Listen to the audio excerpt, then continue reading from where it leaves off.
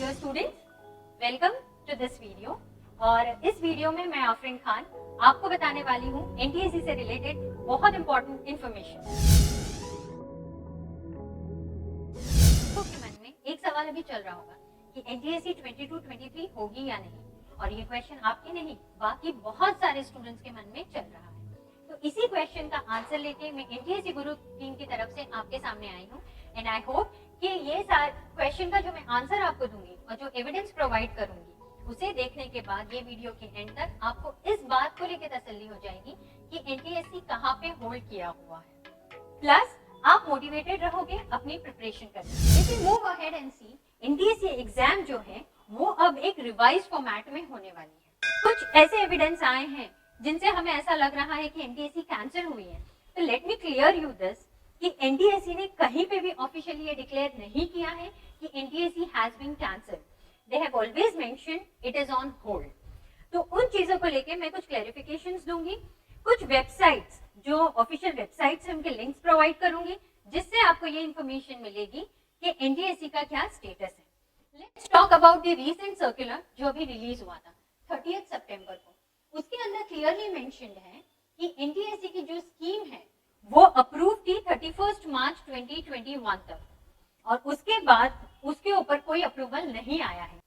पर अगर आप उस लाइन को सही से पढ़ेंगे, the further implementation of the scheme in its present form, means जो एनटीएससी एग्जाम जिस पैटर्न पे चल रही थी उस फॉर्म के लिए अप्रूवल नहीं आया है। इसका मतलब ये नहीं हुआ कि एनटीएससी कैंसिल हो गई, इसका मतलब ये हुआ कि इसका कोई नया फॉर्म आ सकता है। Let's move ahead. इसके पहले वाले सर्कुलर पे हम जाते हैं। ये सर्कुलर हमें 15 दिसंबर को मिला था, जिसके अंदर ये मेंशन किया गया था कि एनटीएससी जो 16 जनवरी को होने वाली थी उसे पोस्टपोन किया गया है, और रीजन मेंशन था एडमिनिस्ट्रेटिव रीजन। यहाँ पे भी रीजन दिया गया administrative. Now let's talk about कि उसका जो रीसेंट फॉर्म और एडमिनिस्ट्रेटिव रीजंस जो हैं वो क्या है। ये एनसीईआरटी की ऑफिशियल वेबसाइट है जिसमें आप एनटीएससी का पेज ओपन करेंगे तो सबसे लास्ट में आपको ये मिसलेनियस दिखाई देगा। इस मिसलेनियस में आपको दिखेगा कि यहाँ पे थर्ड पार्टी इवैल्यूएशन है और minutes of review committee meeting है। इस third party evaluation minutes of review committee meeting को हमने बहुत थरली पढ़ा है, और कुछ पॉइंट्स जो हमने जॉट किए हैं जिसके ऊपर एनटीएससी को अभी पोस्टपोन किया गया है वो मैं आपके साथ शेयर कर सकती हूँ। ये रिपोर्ट जो है वो रिलीज हुई थी 5 अगस्त को, और जो थर्ड पार्टी इवैल्यूएशन किया गया था वो किया गया था 2020 में। ठीक है, so let's go ahead and check.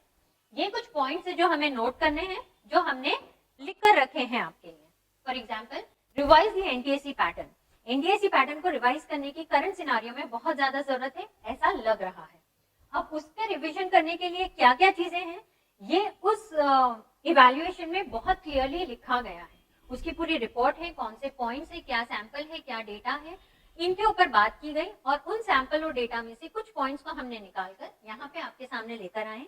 In fact हमने यहाँ पे ये भी मेंशन किया है कि कौन से पेज से ये पॉइंट उठाया गया है, और पॉइंट नंबर भी डाला है ताकि आप लोगों को कन्वीनियंटली आप लोग इन चीजों को चेक कर सकें। Very first point is national talent tapping is important.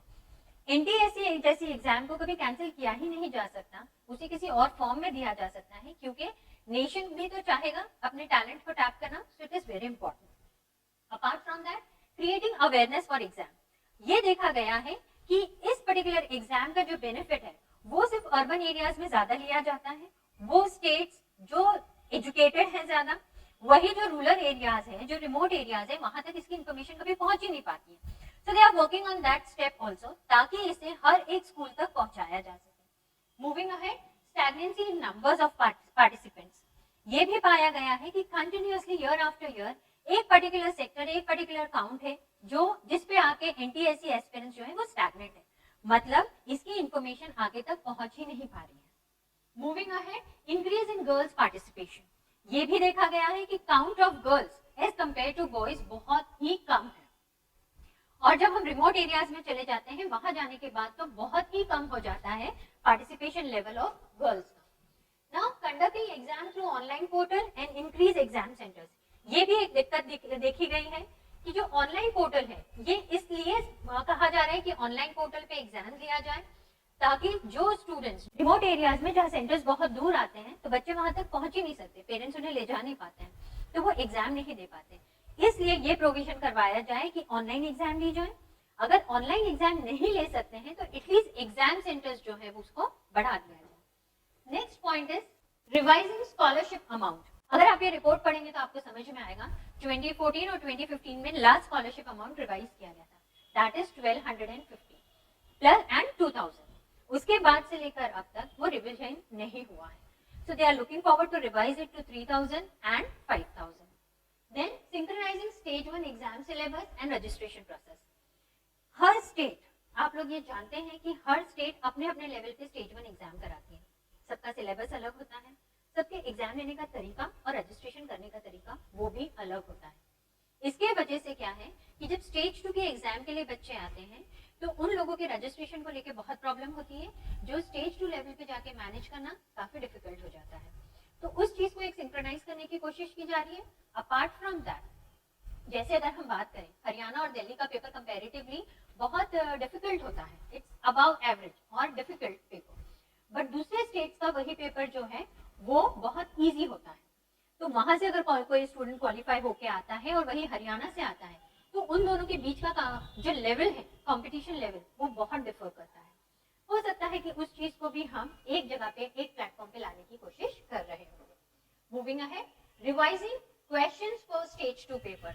ये भी देखा जा रहा है, they are thinking to revise stage 2 paper. Stage 2 paper का रिविजन का मतलब ये नहीं है कि आप लोग जो अभी सिलेबस में पढ़ रहे हो वैसा कुछ नहीं आएगा। ये चाह रहे हैं, इनफैक्ट कमिटी ये चाह रही है कि स्टेज 2 का पेपर इस तरह से हो कि ताकि आपको जो 4 ऑप्शन मिले उसमें आप इजीली करेक्ट आंसर नहीं ढूंढ पाओ, ऑल्दो आपने पढ़ा हो, यानी कि डायरेक्ट क्वेश्चंस हो या डायरेक्ट आंसर्स वो अवॉइड करना चाह रहे हैं। दे वांट कि जो आपके ऑप्शंस हो वो इतने क्लोज हो कि आपके लिए डिफिकल्ट हो आंसर को एनालाइज करना, and they are right at that point because they are actually searching for the talented person of India. Okay students, so from our team and from our end, this is what we wanted to represent, and I hope इस video को देखने के बाद आपको इस बात का सुकून हो गया होगा कि एनटीएससी एग्जाम होगी बट एक रिवाइज फॉर्मेट में होगी, और इस एग्जाम को देने के लिए ना ही आपको कोई नया सिलेबस पढ़ना है, जो आपके सिलेबस है वही रहेगा। ये जो एडमिनिस्ट्रेटिव पॉइंट्स हैं उसके ऊपर काम चल रहा है। जितने भी ऑफिशियल सर्कुलर्स मैंने यहाँ पे आपके सामने डिस्प्ले किए हैं उन सब की लिंक जो है डिस्क्रिप्शन बॉक्स में मेंशन है, so do visit them. So this is it from my end. Thank you. Do like, share and subscribe to our channel. Thank you so much. Have a great day ahead.